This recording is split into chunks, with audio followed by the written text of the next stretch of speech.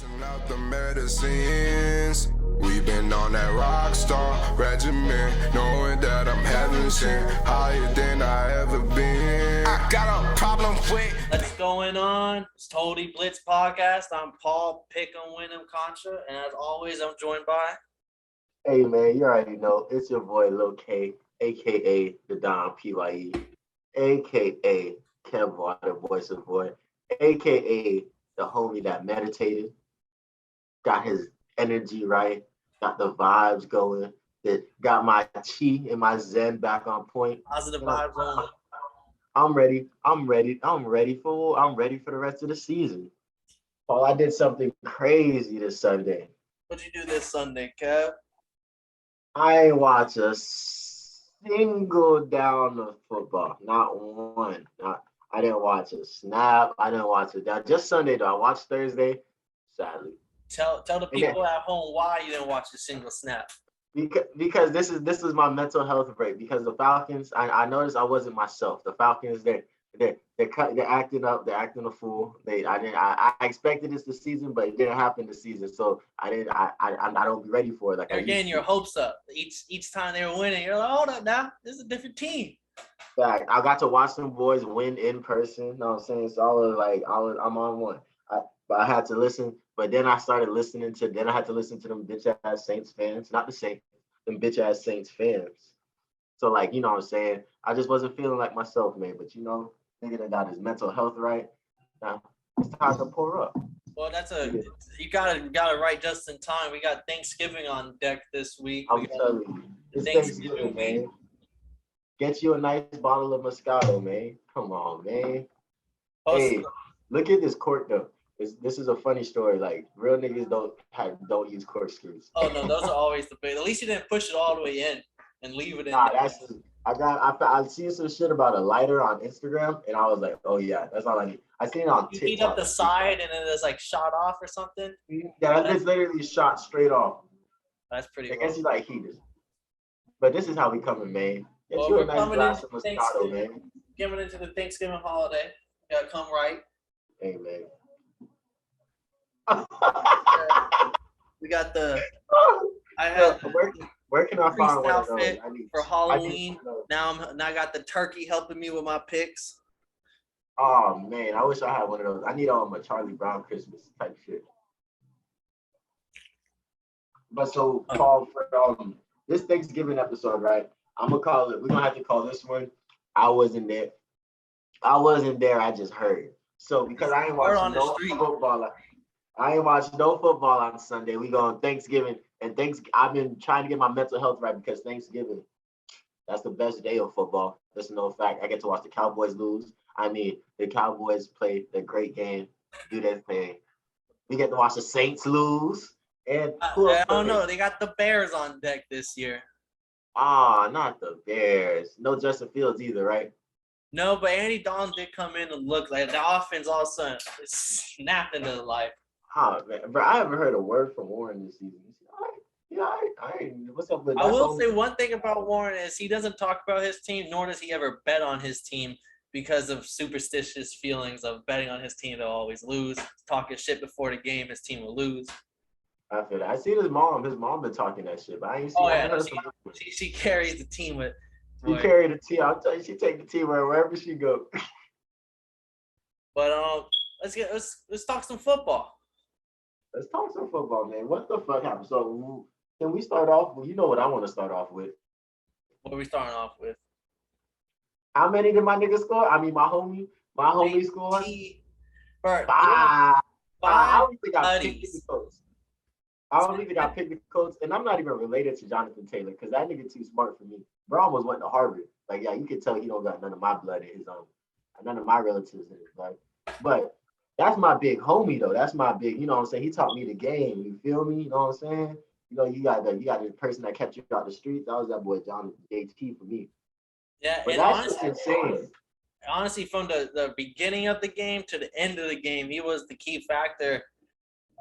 He started the first touchdown with the first one, but I think the big issue from this game was Josh Allen. when Josh Allen's feeling it, he's feeling it. You can see it on the field. He's killing it. But when he's kind of not feeling it, I don't want to say he's not feeling it because he had some good drives. Like, so they scored a touchdown, 7-0. Bills get the ball. They make a good drive. Then it comes into a 3rd and 18. And usually, they'll say like the smart quarterback just throws the ball. If it's not there, it's not there. You punt it away. He was forced it down the field, throws an interception, which sets up the Colts to get an easy tud. Now 14-0. Like, and almost every touchdown he had was because of I won't say because of Josh Allen, but he scored another touchdown as Josh Allen throws a pick late into the 4th quarter. And then the special teams fumbles on a punt for the Bills. They get the ball at the 2. Who gets the ball on the 2? Jonathan Taylor. But nothing to take away from his game. Like, any chance he was given, he took it. And I know we talk highly on Derrick Henry being a beast among beasts, but it is crazy to think that Jonathan Taylor has 3 more games than Derrick Henry and has less touches than Derrick Henry still. That's how much they were feeding Derrick Henry the ball. And Jonathan Taylor is a workhorse back. He hits the ball 20 times a game. And yet 32 times this game. Yeah, and yet Derrick Henry still has, I think, 27, 25 more touches to him. Basically, he has to go a whole nother game, which just showed us about the biggest workload Derrick Henry, like how big of a workload Derrick Henry was really getting. Okay, so that definitely beats the argument. But it's crazy that but we was talking Derrick Henry, we weren't talking Jonathan Taylor, we were talking Nick Chubb. But now that Nick Chubb got a little bit of injuries, it's look at Jonathan Taylor as that dude, consistently. He was low key that dude last year, and but later in the season, he was one of those late horses in the race. He would start off the beginning of the year only getting 60 yards, but then come December time, Derek Simber, when they're Derrick Henry's month, Derek Simber, Jonathan Taylor has a right to call it his month also, because last year around this time was when he was heating up, going for 170 something. His name was being put onto the map. It just doesn't have the same ring to it. No, but hey, the Colts got themselves a ball player, and this is the Colts team. Remember when I was saying there might be the 2nd best team in AFC, and that was the argument I was pushing. That defense, there was another pick that got overturned the ball hit the ground as they came down with it. But that would have been 3 takeaways, 2 interceptions. It would have been 3 interceptions plus who's stopping Jonathan Taylor right now? And if Carson Wentz only got to make play action short throws, that's why I was like, hey, this Colts team is legit, especially late season. Hey man, answer that question, not the 3rd ranked running defense in the NFL right now, and we seen what happened to the Saints. So it's looking like if you can run the ball, you can make something happen. Because it's an air rated league. Don't get me wrong, it's a passing league. But if you can run the ball, I haven't seen no good running backs on bad teams this season. Which team is scarier with the lead, the Colts or the Browns? Because everyone will say the Browns are. I don't fear the Browns even slightly. What team's scarier with the lead? The Colts, or I want to stay AFC? The Colts or the Chargers, since that should be the next game. I would say the Colts, just because when that clock is ticking, because later in the game was when the run game really plays out. And if they already have the lead, you don't have to worry about Carson. You can just give Jonathan and Himes, and even Marlon Mack can come in on a few plays. I think that's scary. Whereas the Chargers, they may have you saw. You didn't watch, but Monday night they had a big lead for a while until. I heard 17, but we're gonna get into that in a second. Yeah. But yeah, let's jump around, because there was other than that blowout, we had a few other games. We had the part of the boring block. The Jags get dominated by Kyle Shanahan and the 49ers. Everyone thought was gonna happen. Yeah, but what's that? 3 in a row for Kyle? Oh no! Take a second though. What's up with my man Deebo Samuel, kid? He's looking like the number. He's played every game. He's showing that he's a versatile. They're running. They throwing him the ball, and he can run that motherfucker. Because what do you have, 8 rushes for 72 yards or something? Yeah, and they used him last week against the Rams as well. And the same thing, scored a 25-yard touchdown off of that. And who's his quarterbacks? Jimmy G and Trey Lance. Like he don't got no crazy person throwing the ball. Like I'm pretty sure his only touchdown with Trey Lance was off of blown coverage. So like Debo Samuel's looking like Pro Bowl number. He's looking up there because there's a lot of good receivers right now, but he's looking up there like his name should be in all conversations. Yeah, I'm gonna say also I'm not trying to go out, but like Debo Samuel seems like you know how like the Packers have plays specifically for Devontae Adams, like the wide receiver screen. He might not ever get a handoff, but he's gonna get that wide receiver screen maybe 2 times a game. Yeah, That's he's what, gonna do something with it. Yeah, that's what the 49ers seem like. Hey, bro, Debo's our Devontae Adams. We're gonna give him the ball at least 8 times a game, and we're gonna find different ways to do it. Hell yeah, hell motherfucker, yeah. That's how you do that shit. I'm liking that boy right there. I'm not gonna hold you. Yeah, and hey, this is a big right one for the 49ers because they need these to keep stacking. If they have, they got to get them in a row. They got it because their division was supposed to be the best, but it's showing that like they have the best team, but anybody can be beat. So are you gonna go get that dub? Because the Rams is showing that the Rams have lost 2 straight. The I don't know. The Cardinals is looking like on a tear. We're not going. And motherfucking the Seahawks is looking malnourished right now. And the Seahawks seem like they might this season might not be form anymore. Hey, but it's the longest season ever. like that sometimes. I think they got to go back to the drawing board, and it's like, are you willing to do that? Because there are a lot of older pieces on that team. Are you willing to go to the drawing board and figure out how to bring back a Legion of Boom type defense again? Yeah. Well, let's jump right into that game. We have the Cardinals and Seahawks, where Colt McCoy 328 yards on. Like people were talking like, oh, this Seahawks has a better defense in the past couple of weeks. I'm like, okay, I don't give a fuck about these guys. Like as a whole, this Seahawks defense is not that good. And outside of the Russell Wilson's he had like a late 60-yard throw to Tyler Lockett. Outside of that, their stats did not they didn't put up any yards. Like before, like their stats look a lot better after that big throw. It's real interesting because like you look at Russ last season and the beginning of the season, he put up his MVP Unlimited. MVP type situations, thinking like we finna go crazy, we finna see this Seahawks team, and then you look at them boys now, and it's like Russ is obviously the fight, the spirit, the will of this team. Like he pushes the team really further. So like I think it's just shit's just caught up to them. Like they don't have the same receivers they used to. At one point, Russ was throwing it to who I don't want to say the wrong name. Doug Baldwin, Tyler Lockett, and Percy Harvin, but not Jermaine Kearse. That's who it was, Jermaine Kearse. Oh. Like there was one point in time where this man Russ could just throw it wherever the fuck he wanted. He had receivers that are gonna go get it, and he has great receivers now in DK and Tyler Lockett. But it's just like I think the league just caught up with the team. Like the league just caught up. They can't run the same cover 2 buzz like they used to because like during the Legion of Boom, there's nothing you could do about that shit. And that shit sounds so far away. And I think Bobby Wagner is the only person that's still left from that era. But it's just like maybe the league just caught up with the Seahawks, and the Seahawks have to take it to the drawing board this season, this offseason to figure something out. Yeah, no, I think you're right with the whole league caught up with it because they're similar to me, almost like the Vikings. Like this offensive scheme and this coaching scheme seems the same like it was 4 years ago. Like they tried. Chris Carson was a hell of a talent. Too bad his season is over with a neck surgery. Alex Collins hasn't been that good of coming in to fill in the shoes. So I guess you can kind of blame it on the lack of a run game. Can't really open up the rest of the offense. But at the same time, like that's why you have a 52-man roster. Like this backup guy should you look at the 49ers, and other the Rams, Cam Akers went down to ACL before the season started. Darrell Henderson came in, and job's still good.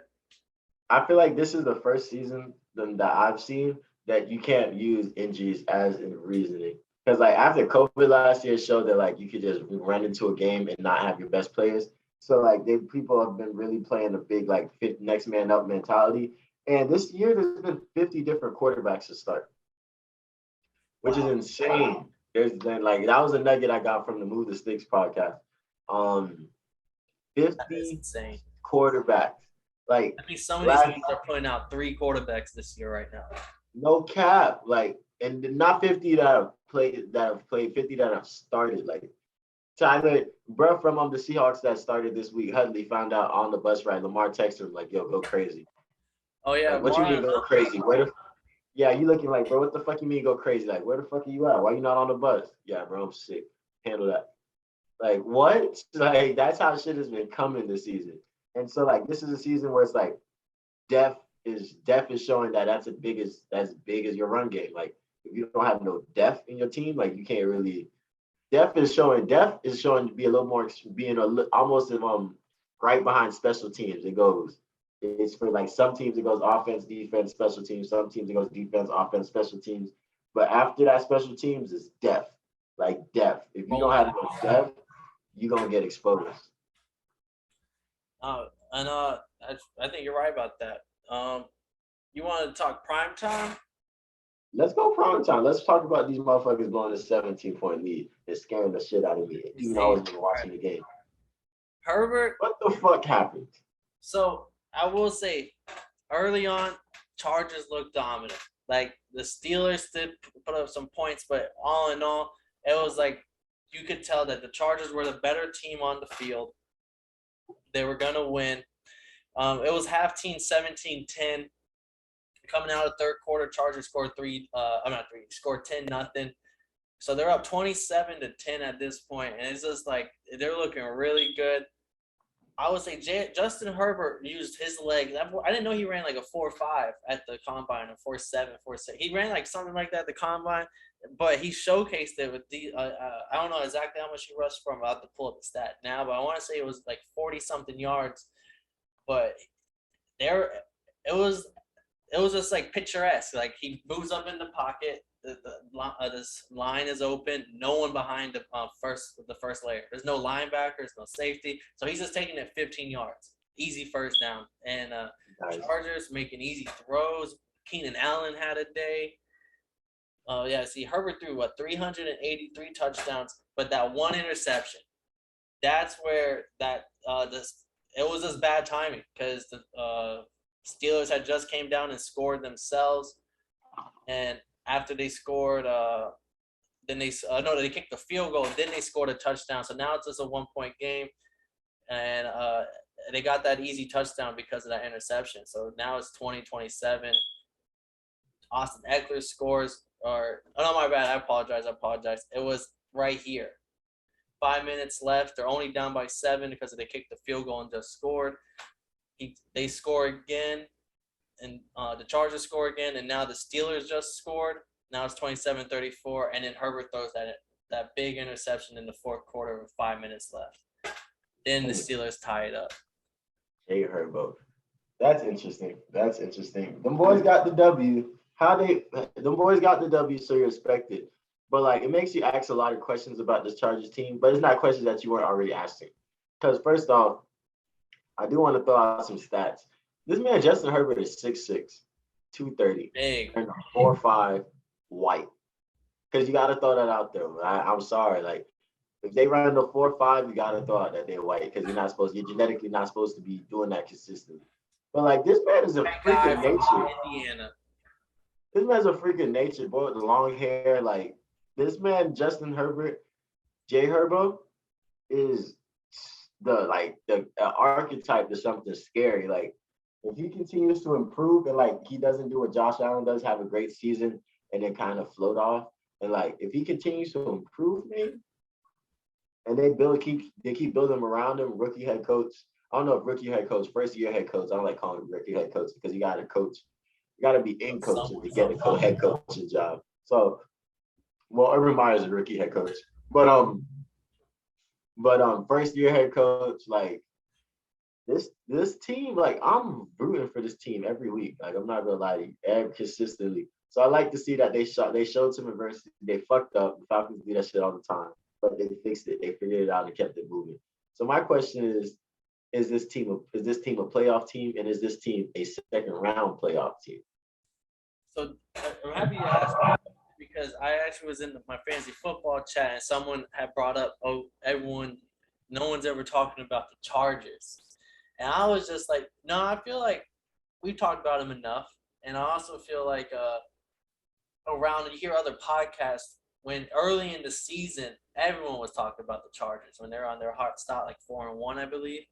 Facts, going 80% on fourth down and shit. Yeah, so they had their conversation talks, but then we realized that they have some holes like running game. So now you know if they're matched up against a team that can run the ball, like the Colts in the AFC first round or something. That's like the matchups can dictate how the game goes. Styles would fight. They have enough offensive power to make all those games interesting.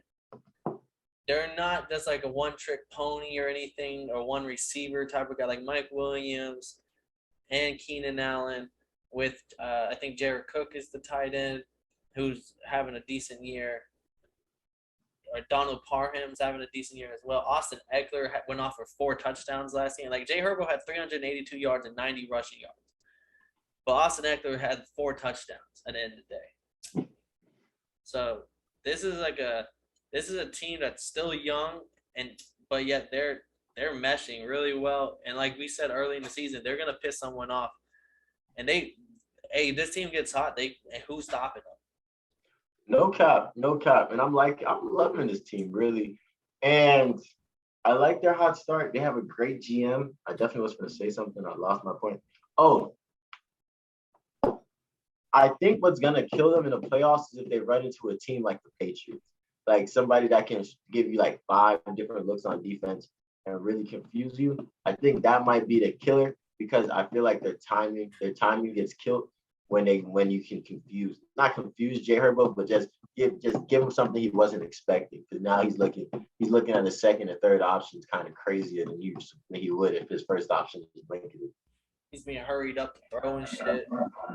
Yeah, so like I think they have a decent line. I don't really hear about him getting sacked too crazy, but it's gonna be interesting. I want to see how they play out.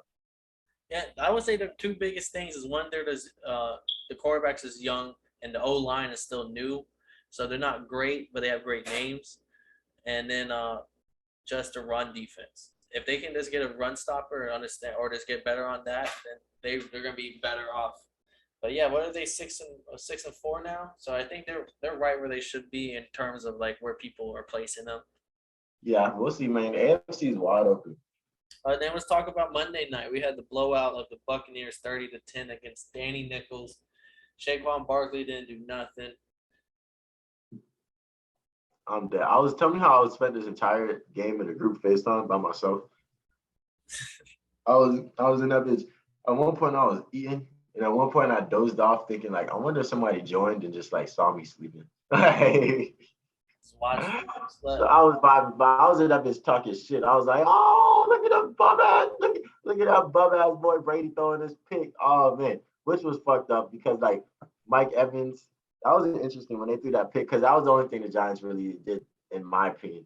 They got that pick and they got the touchdown off of that, but like I didn't see them boys really create any pressure, any offense. They tried to play it too deep like they did against the Chiefs, and it didn't really do that well. But it's not. It kept. No, I'm not even gonna say like I really didn't see anything from the Giants. Like I'd be forgetting that they're on the field, kind of.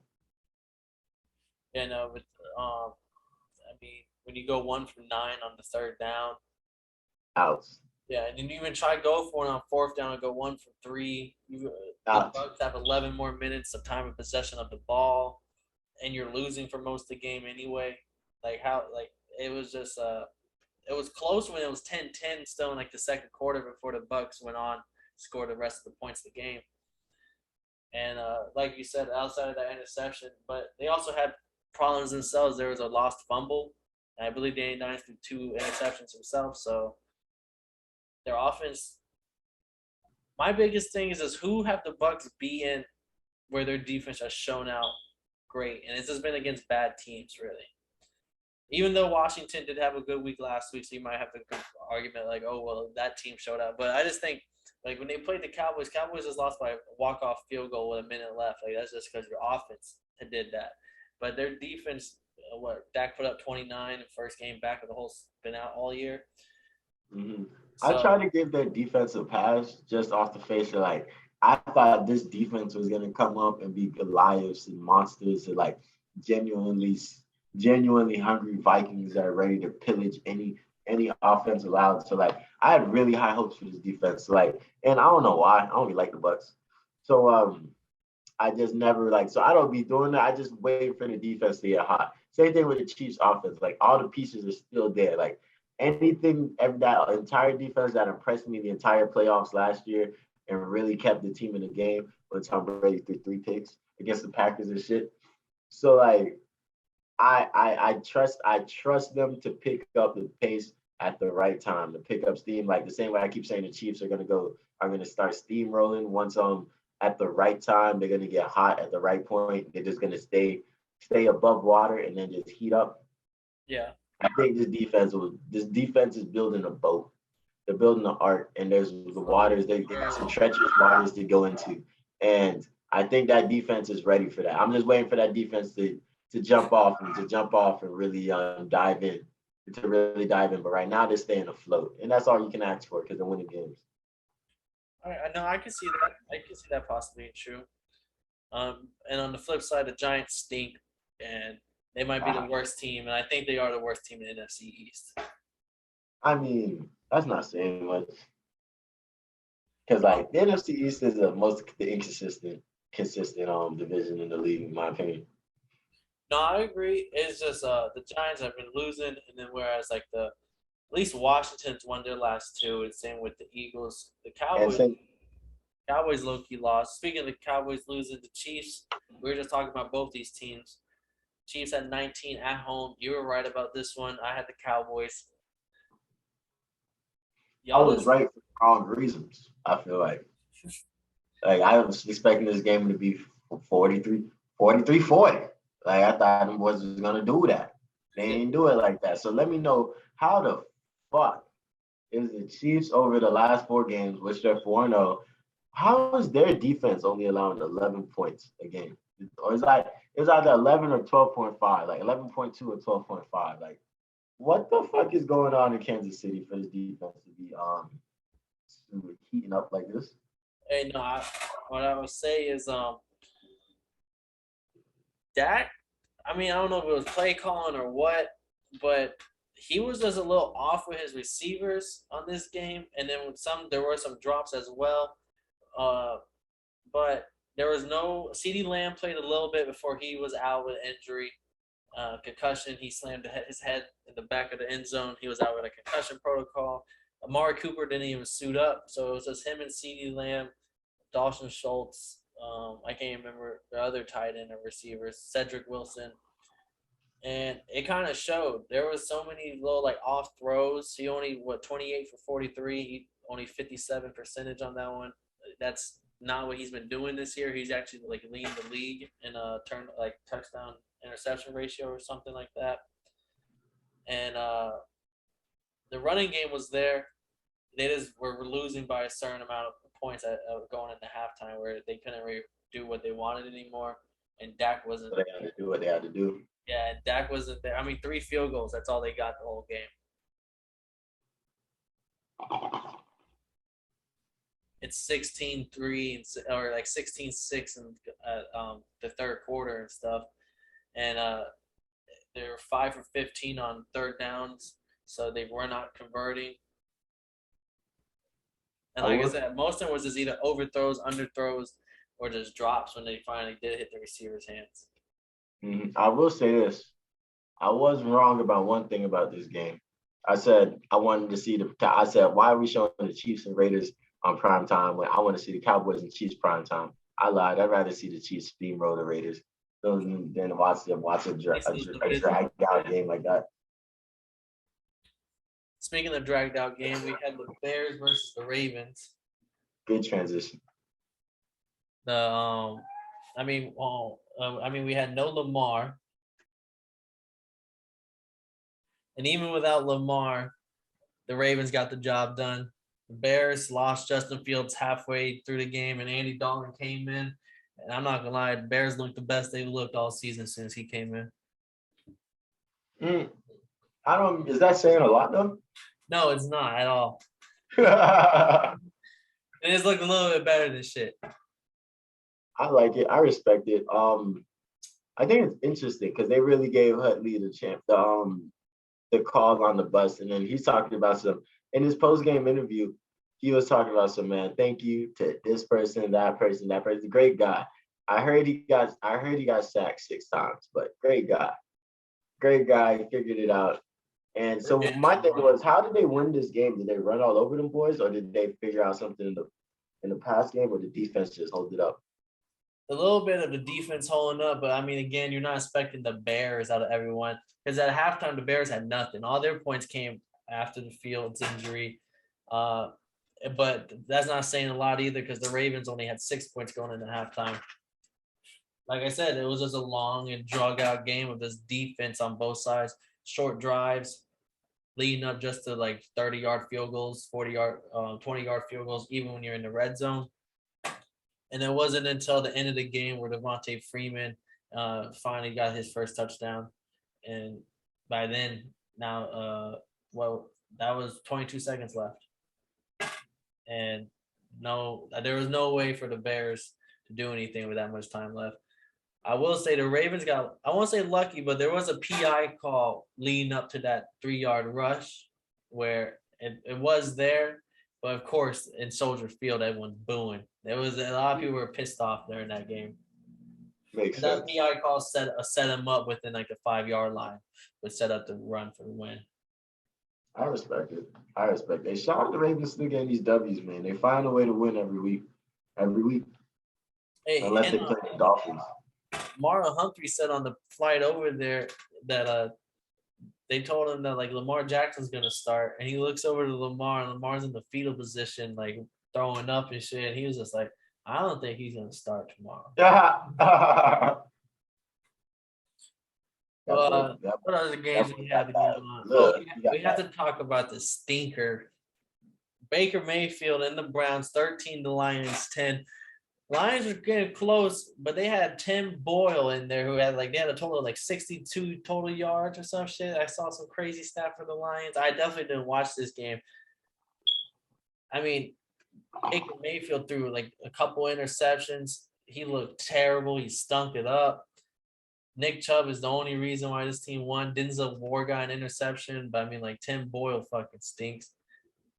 He played at UConn and had 1 touchdown and 24 picks in his 1 season at UConn. And then UConn got a football team?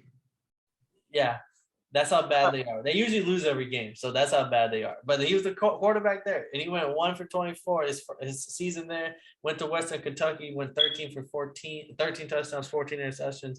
Not a running at all quarterback. But they were just saying, how does someone like this make it to the league? How does he get this far with the stats he has? Like, who's just like, yeah, I'm gonna give the guy who threw 1 touchdown at UConn a try versus other people. Good conversation skills.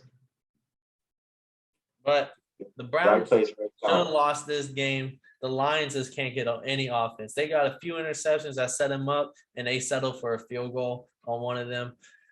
They just can't get 60-something yards total offense. Like, that's just disgusting. Hey, do you think DC got the job before or after the Matthew Stafford trade? I think after. I think he came into the Jared Goff and I'm pretty sure he came in with Jared Goff as going to be the quarterback. I know that's hurtful. You just said the thing. I was so close to Matthew Stafford. If only I took the job a couple weeks earlier, I would have deaded all that immediately. No, I'm not. I'm leaving. Way am I trading him? No fucking way. That guy? No way. He should have looked at him and said, he has no drip. No drip. Let's see. We got to talk. The Bengals blowing out the Raiders 32-13 in Las Vegas. I mean, the Raiders just couldn't run the ball. That's all I saw from this game. Without their Josh Jacobs didn't get nothing really going on. Derek Carr had to do it all. And the Bengals were playing a lot better offensively. But I think Derek Carr threw an interception late, and that also set up for the game to get out of reach. The Bengals have scored 19 points in the 4th quarter. Bro, I got nothing to speak on this game. Shout out to Bengals for getting a W. But I keep looking at my hair. I feel like Wolverine right now. But that win's big for them. It keeps them alive in that conference. Every team in that conference is above 500 or above. Really? Yeah, 5-4. The Browns, I believe, are in last place, and they're 6-5. And the Steelers are 6-4-1, and then the Ravens are first, and then the Bengals are second, and they're all like that's at AFC North. AFC North. No. Speaking of divisional games, we had Washington football team Ron Rivera's revenge on the city of Carolina for firing him. They beat Cam Newton's first game as a starter. It was interesting. I like to see Cam Newton's outro, Cam Newton's intro. Let's go. Like that's just clear. But it doesn't matter when you like I said, man, Ron Rivera has the NFC South on point. I think he's beat all of them. Maybe I don't know if they beat the Saints. But Ron Rivera just had the NFC South's number this year. Like he really he knew these kids. Like I expected to win. I just need to ask, how did he do it? Like how did Taylor Heineke tighten up? Did he come ready for Cam? How the fuck did they get this W, man? No, It was a good game, wasn't it? 27-20. Yeah, no, this game was back and forth. So it wasn't really back and forth. It was back and forth kind of early, but it was one of those games, one possession, whole game. Like all it takes is one drive from the other team. No, but those are the best. I feel like those are the best games on the sideline. Like, come on, bro, let's get a stop. Let's get a turnover. All right, bro, you got to stop. All right, y'all boys go score. Like, I feel like that's the best games on the sideline. Heineke threw 3 touchdowns before halftime, and he was looking like that dude. But no, not 3 touchdowns. He threw 2 touchdowns for halftime. He threw his third one in the third quarter, but 3 touchdowns on the game. But every time they got in the red zone, the Washington just looked like they knew how to score. The Cam Newton, he looked good. I think this is how they got to use him. He had 10 rushes, 46 yards. He took 1 24-yard rush to the house in the red zone. Like, that's what you need Cam Newton to do. I do not like pocket passing Cam. I just don't think their defense came to play. I mean, you can't let Washington score 3 times in the red zone when they make it four times there. The Panthers are interesting when you think about it because their defense. Because what I've learned this season is that defense is gonna win championships. So like, but at the same time, so like any defense can get exposed. So like, it's the defense that is the last defense standing kind of when it comes to defense. So you can't really, if your team, unless you have like a historic transcendent defense. Yeah, like a historic defense, you really can't trust them things. And they was talking about that on PFF today. PFF on their recap, and I was just like, that makes sense. I respect that because like, besides for like the just genuine legendary defenses, like a great offense is not going to be stopped. Like they're gonna figure something out unless you really have the number that day. So like the Panthers are interesting. They're making a lot of moves as if they're gonna go to the playoffs and they're expecting to get wins in the playoffs. So it's very interesting to see how the rest of their season is going to play out. Now that you have your starting quarterback, you're going to get your defensive pieces back that are hurt, and Brian Burns and J.C. Horns and stuff like that. So, can this team make the playoffs? And they can definitely make a push for it. I'm not too sure what the rest of the schedule is looking like, but they're sitting right where they probably wanted to be about this time in the season. Because I mean, unless they really thought Sam Darnold was going to be the savior. As long as they're right, I think they're right where they wanted to be about 10 games into the season, like still fighting for it. We can figure it out from here. Christian McCaffrey's healthy now. We got through his one injury a year. Now we can actually play the rest of the game. And this defense is playing way better than I think anyone expected. It just they only play defense good for so long. I mean, they play good defense, but when they're on the field for so long, you're going to let things up. And I think that's what kind of happened because early Carolina came to strike, and then they stalled out third quarter. And that's when Taylor Heineke came scoring their touchdown. They took the lead and kind of never lost it.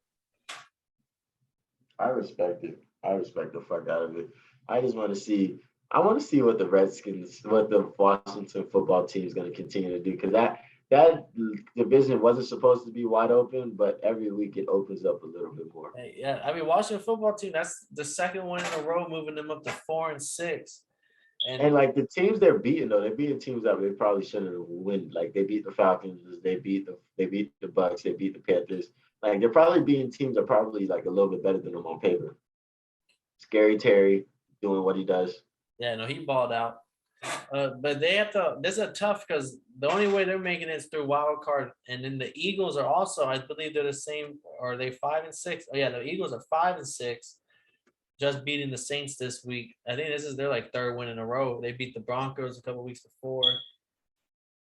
They ran all over all of them. That's just how I look at them. Whoever they're running over everybody. But we can get into them next if you want.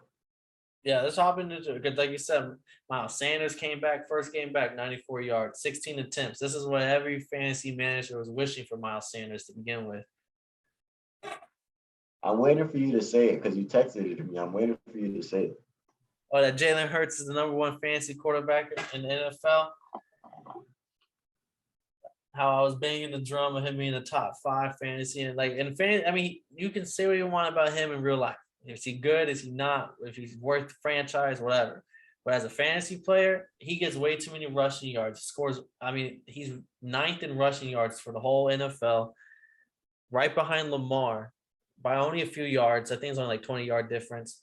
And the only difference is he has 8 touchdowns. Lamar's 2 on the ground. Like that boy's scoring on some of these drives because they're doing like I don't know what they're doing. I'm not watching their games in depth like that. I'm not an Eagles fan, but every time I see him in the red zone, typically he's scoring the touchdown, whether he's throwing it or running it. I feel like you can't really put a quarterback spy on him because you don't look to him. He's a dual threat, but you don't look to him as a dual threat. A lot of when he played the Falcons, a lot of his rushes were just coming out of just extending the play. So a lot of rushes just came out of just being creative and improvising. So I'm not an Eagles fan even slightly, even though I picked them boys because fuck the Saints fans. But it's interesting to see that he's the number one, like because he's like the Christian McCaffrey of quarterbacks right now. Yeah. So, like, can they keep up this play? Can they continue to run all over everybody? Because it's showing that rush defenses mean nothing to a running team. Because, like, the Saints came in the number 1 rush defense. The Bills came in the number 3 rush defense. But, like, that doesn't mean shit to a team that's well-oiled and ready to get dirty with you. Yeah, those numbers don't mean much whenever they get into the trenches. And it's like, it's matchups, definitely. But, like, them boys is coming ready to ball. And another thing is they're running a lot of RPOs. Like they're confusing the fuck out the linebackers. Like there's a couple of runs like you'll see like in some of these plays, there are 2 like the linebackers on the left are playing not the linebackers, the O linemen on the left are playing run blocking. The O linemen on the right are playing pass blocking because with that fake, they're watching the linebackers. They showed this on the Move the Sticks podcast. If they're waiting for that linebacker to move, if he moves and tries to carry the run to play the run, they're throwing that slant to Devontae Smith. If not, they're taking that run to with Miles Sanders. And like they've been killing defenses with these RPOs because you don't know what they can do because everybody's fast, everybody's athletic, from your running back to your receivers, to your quarterback. I even think Jason Kelce kind of athletic. He gotta have some. He gotta be able to have some footwork over there. He got great technique, and it sounds like who's their coach? Nick Sirianni, correct? Nick Sirianni. So Sirianni's showing that like this also isn't the same offense they had to begin the season. So Sirianni's showing that they're making improvements and they're adjusting. Like they're trying to figure something out. So like they're only building, and I love teams that are building right now because this is a great season to learn. And they started off stinking, but they're trying to claw their way back. That's how the grimy Eagles play. I can't be say that. They bust our ass first game. Oh yeah, but then they did go on a little valley streak of losing. Mm-hmm. Speaking of a lot of losing, this was the craziest game of the week, wackiest game of the week right here. The Texans 22 in Tennessee 13. Tannehill threw 4 interceptions. I will say the fourth one was like garbage time, like just trying to get the game back, and like what else are you gonna do? Force it. But the 3 interceptions are all crucial on all drives where they were kind of moving. And then he throws the interceptions, and the Texans take it all the way back to near the red zone or in the red zone, sets up Tyrod Taylor's 2 touchdowns and all the field goals. And then the Titans just trying to play comeback ball. They already like this was the ugliest game I've seen by the Titans. All I can say about this is rain, rain, go away. I heard this shit was pouring. I heard my Bravo was mic'd up talking to the refs, talking about some, yeah, let's make sure what are y'all gonna do about a dry ball? Can we make sure we got dry balls? He's over here telling Tannehill, like, yo, bro, we need a dry ball. We're gonna get you a dry ball, we got you. And like that's serious. Like the rain probably affects. They say the rain probably affects a game more than the snow does. I think about how cold it is out in the snow. So like, I could see it. For that game to be pouring like that, and it was just the Texans' day. They took care of business. They saw, yo, this team used to running. First off, they don't have either the starting receivers. Like, let's go get the dub. Tyrod Taylor over here jumping over motherfuckers in the end zone and shit. Like, let's go get the fucking dub. And that's what they did. Like, shout out them boys. And the Titans were just due for a L. And like the football gods said, let's bring some rain. And they brought a lot of that shit. Yeah, no, I mean, they should never lose to the Texans at home. But it's like the NFL. You are due an L. I mean, unless you were going to go undefeated, there's something was going to eventually give you a loss. It's the NFL, man. It happens. Don't even take it to heart, dog. Oh, no, I'm not even taking it to heart. I could care less just because that opens it up back for the Colts. I mean, the Titans got the Patriots up next, I believe, which have been kind of looking good too. So it's just like, oh, the Colts might win division. That's gonna be hurtful because the Titans bust their ass twice. I hate like when the way the NFL works. I feel like the divisions should be by division records. Like by division. Like if I bust your ass twice, there's no way in it. Fuck, unless you have unless those were my only 2 wins in the season, there's no way. Fuck, you should be above me. Like, I'm sorry, you're not a division leader. You don't lead the division. Now, I also just find it kind of weird. Well, they're not the only basketball is the only only sport that goes like this best eight. Fuck it. Like divisions don't even matter. Like, so I guess. Yeah, hey, but low key now the Texans got to win in the division. Low key they got 2 wins in the division. They also bust the Jags first game of the season. We had 2 more divisional games. We have the Dolphins, who are now on a 3-game winning streak after busting New York. Hey, talk your shit, because talk your shit. Like, we were beating their ass, and they were chanting, "Let's go Dolphins, let's go." In MetLife, divisional rival. That is just, I was just flabbergasted. Even as a Dolphin fan, I could not believe I was hearing a rival team being chanted in New York, the Mecca of sports. The Mecca. Hey, like even with us beating the fuck out of we didn't beat the fuck out of them. We still don't have a rush defense. I mean, people want to live high on the win. I'm still watching our flaws because we were supposed to beat the Jets. Like we allowed this game way too close. Michael Carter, who got hurt, which kind of shook up their offense. But before that, he was busting big run after big run. But my biggest thing was our defense made takeaways in the red zone when we needed them. That bend don't break mentality. So I like that we got a big fumble recovery to stop one of their big drives. And the Dolphins, I mean, Tua looked good, 62-yard touchdown tutty after the halftime. And everyone likes to say he don't throw the ball deep. He had the deepest pass of the week this year. This a week of air yards for it was a 54-yard throw. I'm not gonna lie, I just noticed that he doesn't throw the ball deep. He doesn't. Hey. You just shattered a lot of glass in my brain right now. But I will say he had a good deep throw right before that was just pass interference on offense. that would have. So it kind of again that 20-yard play come back. I was like, damn, this is like that just killed our whole offense. Like that was our one deep throw of the game. And then for him to do it right, the very next player to play right after he throws that 60-yard touch, I was just like, nice. That's what we needed to spark us after halftime. Because going into it, it was 7-7. Outside of that first drive, which is usually scripted, where we looked really good, we looked terrible after that. And so it was a good, hard-fought win. The Jets are the best team in New York outside of Buffalo. And so happy to own New York. Happy to own New York. Hey, man, New York's the gift that keeps on giving.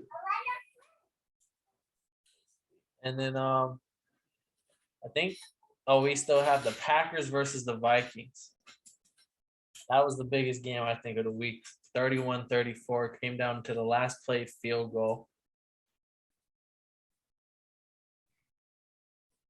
I realized maybe it's not that I don't like Kirk Cousins. Yeah, don't maybe see what happens when you talk down on Kirk. Your cousin Kirk. Maybe it's not that I don't like your cousin Kirk. Maybe I don't like the person calling his plays. I don't know what it is. I don't know what my beef with the Vikings is. When I watch the Vikings play, I just think if Justin Jefferson and Thielen is not in the play, Dalvin Cook's not, if the skill players aren't in the play, what the fuck is it? Like, this team is so great. This team is just genuinely great. But how the fuck do you have 7 games that have been decided not in the last drive, not in the last quarter, but on the last fucking play? Like, bro, what? This kicker gotta have balls of steel to be able to say, like, yeah, bro, sign me up for this. But I want a bag. I want a bag. Hey, yo, y'all put me through some shit this year. Like, I have genuine. I'd be scared before Sundays. Like, I make sure I have to put up 100 kicks on Friday. Hey, all I'm gonna say, this game, there was a couple interceptions that were overturned with a penalty. This on the Vikings side with a penalty, which was roughing the passer, but that one hurts.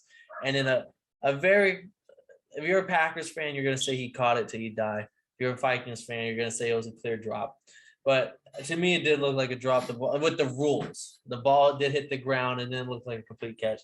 But hey, Captain Kirk did his thing. Aaron Rodgers did his thing. 4 tutties, 385 yards. But like I said, as you watch the game, it was exciting because whenever they scored, it was kind of like the offense on the other team, on the other side, just like, all right, we got to score right here. And it wasn't no like little, oh, here's a little 10-yard pass. Like, no, they were throwing bombs, like haymaker. It was like a boxing match. His haymaker after haymaker. The defenses tried their best. But hey, this is how divisional games should go. If the Vikings want to make this division spicy and want to make it back into a real rivalry, this is how they got to do it. I respect it. Justin Jefferson showed he's unstoppable on a good day. On a great day, there's nothing you can do about him. You kind of just have to watch and just like kind of just watch it. What do you have? They said that he had eight receptions on 8 targets, 9 receptions on 8 targets for like how many yards? Like 183. He led all receivers this week. What the fuck? Did they at least get my man in the end zone this week? Yeah, he caught a touchdown. That's what I like to see. But yeah, man, I don't know what my beef with the Vikings is. I just know that, like, that's some nerve-wracking ass football they're playing right now. They're playing some real 50-50 football. And, like, if this can take them into the playoffs, they keep doing what they got to do. But, like, that shit has to be scary every week. Like, I know as a Vikings fan, you look at every week like, fuck, I gotta make sure I'm all the way up on Tylenol at all times. Yeah, no, and as a fan, you can always go back to that. Like, we're on a bad team. We're losing by literally 1 possession. It's interesting to everybody. Like, if you were just play tying up on one of those drives, it's interesting to see. But yeah, their defense is athletic and their skill players are nasty. So like, I just want to continue to see what this team is. I was shocked that they was able to do that against the Packers defense, because the Packers defense has shown that they're the most solid defense, most consistent defense every week. But like they said on PFF, man, if you trust them, that just happens. Like defenses just get caught up in the matchups, and then their styles make fights, and also this defense. This is also the only defense in the league that can say like we're looking forward to people coming back. Like we're waiting on Zadarius Smith, Jair Alexander. There's a couple other people that are hurt still, and like there's still people. Kevin King just now coming back. Like the defense is only going to get better throughout the season. But I was actually pretty shocked to see that the Vikings were able to do that against them. I would just say their special teams need to tighten up. You can't be going 15 for 23, 65% on field goals. I don't know if it's the long snapper, the holder, the kicker. If this special team, yeah, I need an extra day of practice. Yeah, if this is Madden, you remember back in the day when they used to have offense, defense, special teams like as separate ratings. Like they would have an A on offense. I think probably like a solid B on defense right now with some injuries. They could have a better rating when injuries are back, when their key players are back. And then on special teams, they have like a fucking D. Okay, this shit, they need to tighten that shit up. They need to start hitting these. They're leaving points on the board. And when you're losing close games, you can't be leaving points on the board. That's real. And they played a few of them things. The Bengals, that could have been a loss just as quickly as a W with all those misses. Niners? Yeah, like there's been a last week before that, like it's just been a few games where they're just cutting it close, and their special teams isn't automatic for them to be doing this. Yeah, hey, this is still my Super Bowl pick. I trust the reigning MVP, undisputed MVP right now. So hey, we'll see. Well, we are done. That's the last game of the week. We gotta talk about Thanksgiving. Can we take a second though? Hold on, let me take a second. First off, if you're still watching this, I fuck with you. I hope you have a great ass fucking Thanksgiving. Because first off, look at my man Paul. Paul with the energy. I'm gonna be at the house. I'm gonna be grinding. I'm working. Hopefully, I pick my classes tomorrow. But like, hey man, Thanksgiving is a great day. I hope you're celebrating it. I hope you're thankful for everything, man. And I hope you're safe. I really hope you're safe. I really hope you're doing it. Rest in peace, summer, man. People, drive safe. Thanksgiving, do what you got to do, man. Enjoy your family and make sure you get back to where you got to be, man. There's a whole bunch of grinding you got left to do this year. We still got another month. Keep doing it, man. Keep grinding. Rest in peace, summer, man. I miss you for sure. But let's get into this, man. My favorite day of football is actually Thanksgiving, because that's the greatest reason to not have to help in the kitchen even slightly. They don't call me. I'm vibing with the OG. I'm vibing with the old niggas. Like, what you mean? You mean take out the trash? That ain't got nothing to do with me. I'm vibing with the old niggas. I'm vibing with the old heads right now. We over here talking shit. And them boys don't know nothing about football. I remember they used to tell me all types of crazy bullshit. I used to be in a house of nothing but people from Detroit too. So like Detroit plays every Thanksgiving. So I used to always have to watch them. I used to always have to watch these Lions games, swearing the Lions was finna win.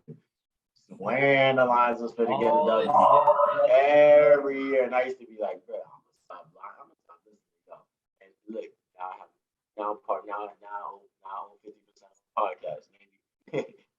Maybe don't trust Lions fans. You can love the Lions, just don't trust the fans. Yeah, that was the Lions. You have any memories of Thanksgiving football? Yeah, of course. I mean, growing up in a Cowboys household and my dad and everyone being Cowboys fan, we watched every Cowboys game, and this was before streaming was a thing. And so Thursday though, was hey, Thanksgiving food is gonna be done by like noon. Get ready to eat a full ass plate by noon. But like Cowboys will be playing and we're gonna watch the whole game. And like it was some good memories of them winning, and there's some bad memories of when they get like blown out on like Thanksgiving Day. And they might be the better team too that year. It's just like it's usually they play a divisional rival like the Eagles. I swear to the past 5 or so years, I could think like 2 or 3 times I've been the Eagles for Thanksgiving Day. But the Raiders aren't a bad matchup. But I used to like that divisional matchup on Thanksgiving. It made it a little bit more spicy for these games. You've been eating hot sauce or something. You've been saying the word spicy a lot this episode. It adds a little zest to it. I like it. I was say I'm gonna need it next episode. Well, we gotta break down these 3 games. We have an ugly one. I don't know. Depending on how you view these games, they all could be ugly. we have Thursday. Oh no, of course Thursday. The first game open us up 12:30. Depending on whenever you eat, you might already ate your first plate, or the food might still be cooking. But at 12:30, we have the Bears going to Detroit to play the Lions, who should have Jared Goff back. And I think Andy Dalton is starting for the Bears. Oh man, that's Who's gonna be. getting a turkey leg before they go home? Oh man, I'm. Oh wow. You know what? Give me the Lions in this one. I feel like they can scheme for Andy Dalton. I feel like you can scheme. Andy Dalton's gonna start. I feel like you can make Andy Dalton play bad. Like it's one thing when Andy Dalton comes into in the middle of a game. I feel like he can manage and take over. But like if you know he's gonna start, I feel like you can scheme for him. Give me the Lions defense. Give me the Lions. Give me DeAndre Swift. I think they can have. I think they can have a good game. They can put together a good game and finally get this W on Thanksgiving, man. Let's get this shit, man. Let's go Lions, man. Number one in the hearts, man. Goddamn son, bitch. You gonna take my as long as the boys play their parts. See, I want to agree with you. I want to say Ace DC has been leading up all these losses just for a big win on Thanksgiving Day, just to make up for it. Home happy, and it's in Detroit. As in Detroit. So I'm taking Detroit as a home dog in this motherfucker. Hey, as much as I want to do it to him, I have to go with the Red Rifle, Andy Dalton. Who, if I just said the Bears went from shit to poop, give me the Bears here. I think the Lions are still shit. 62. I mean, you can't give me 62 total yards of offense and expect me to pick it next week. I don't give a fuck if it's Christmas.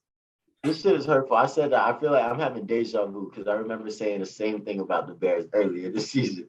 Oh, yeah, but and then the Bears ended up winning that next game. They got their shit together. They got their shit together.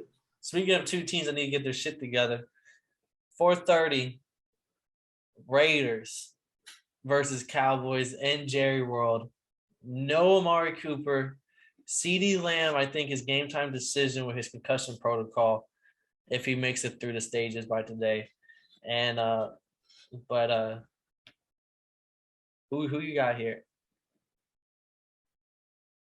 I don't know why, but for some reason, Derek Carr, I'm no longer calling him Derek Carr anymore. He's just Derek.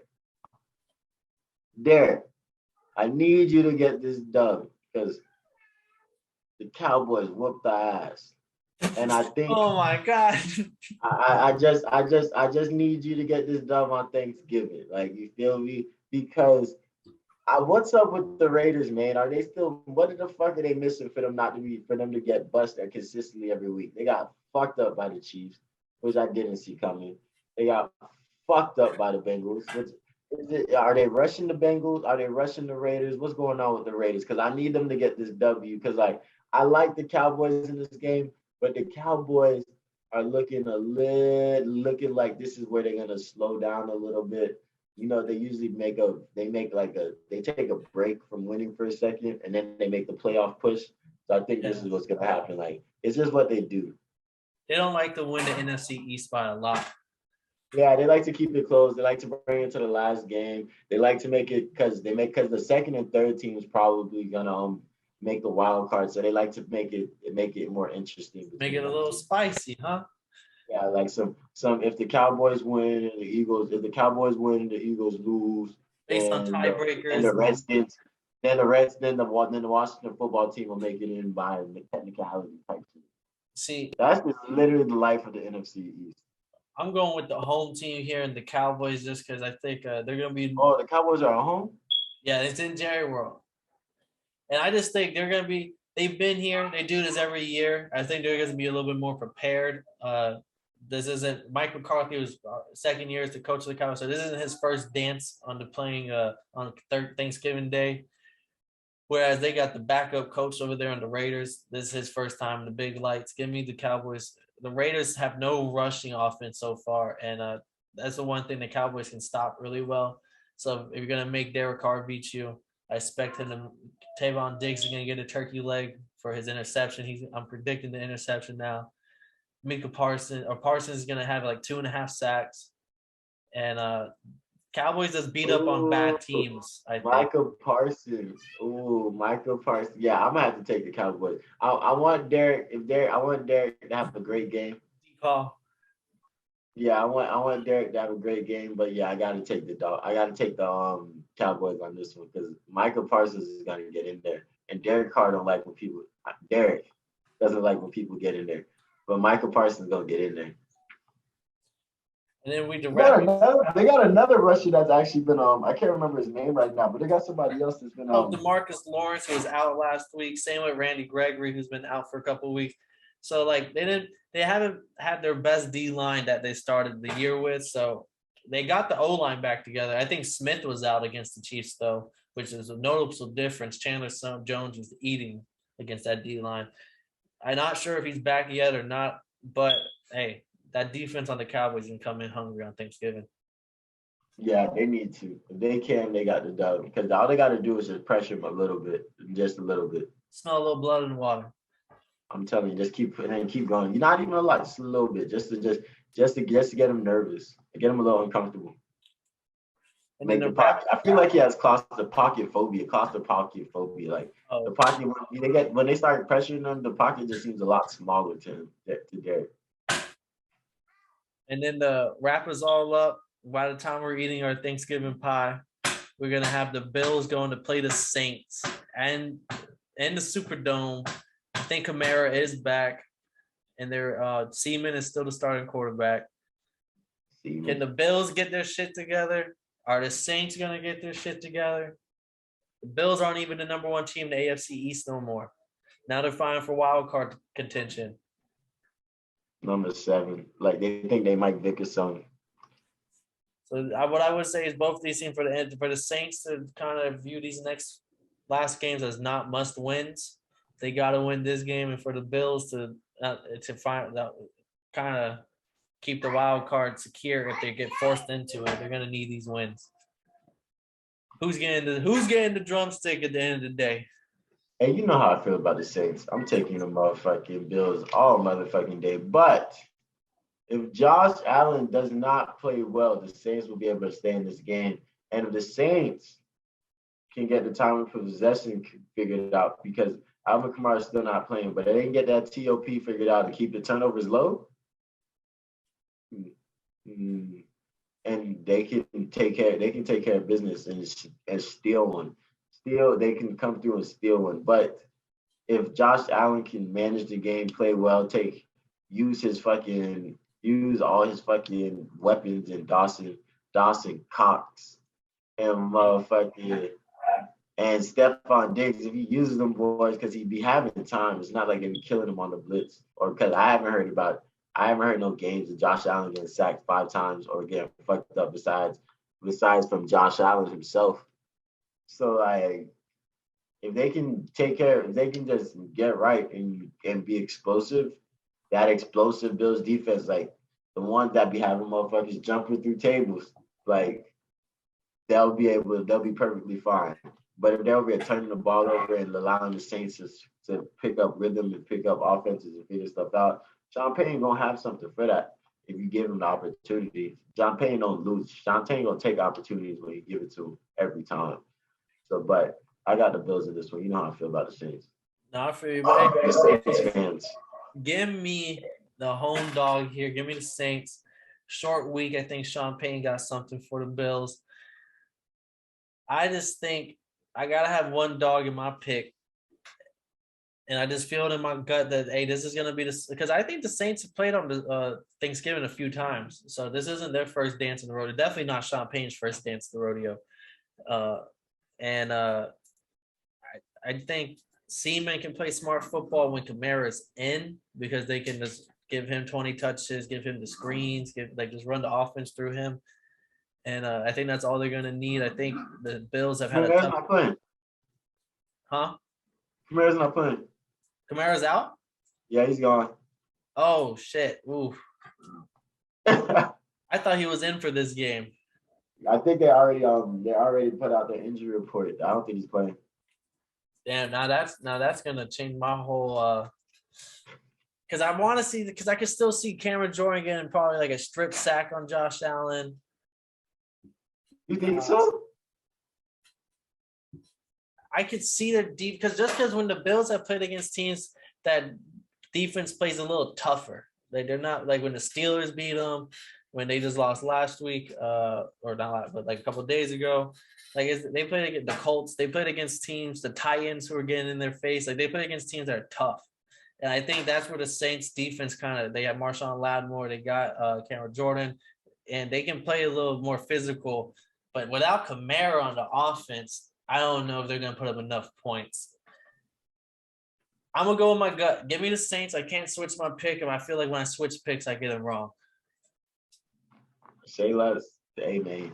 You can run with Mr. Seaman and the New Orleans Saints. I'm gonna take my dog.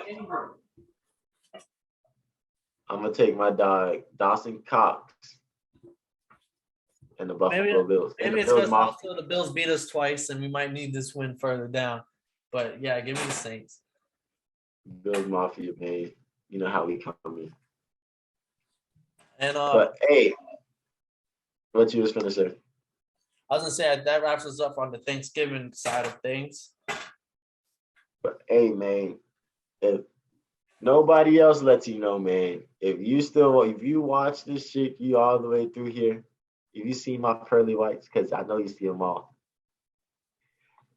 I'm thankful for you, my dog. You're a real one. You're cool. I hope you have a great day. I hope you have a great Thanksgiving. I hope you eat. I hope you don't allow anything to hold you back, because fuck nutrition. It's Thanksgiving. Go eat you some motherfucking pie. Get right, and then get right back to the grind on Friday. That's just not gonna be as fun because you're gonna be spoiled. But hey, man, be about it.